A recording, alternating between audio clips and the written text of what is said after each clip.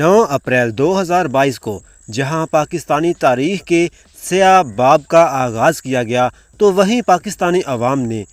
ایک قوم بن کر اپنی حقیقی آزادی کے سفر کا آغاز کیا۔ حقیقی آزادی کا سفر جو عمران خان نے شروع کیا، عوام نے عمران خان کا ساتھ دیا اور پھر عمران خان پھر سے ایک طاقت بن گیا۔ عمران خان جاتے وقت جو ڈائری وزیراعظم ہاؤس سے لے کر گئے، اس کے اوپر کیا لکھا تھا؟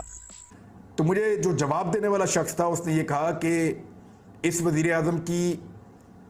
وزیراعظم ہاؤس میں ایک چپل بھی نہیں ہے، یہ لفظ اس نے استعمال کیا تھا، اور اس نے کہا کہ یہ صرف ایک ڈائری لے کر آتے ہیں اور یہ ڈائری لے کر واپس چلے جاتے ہیں۔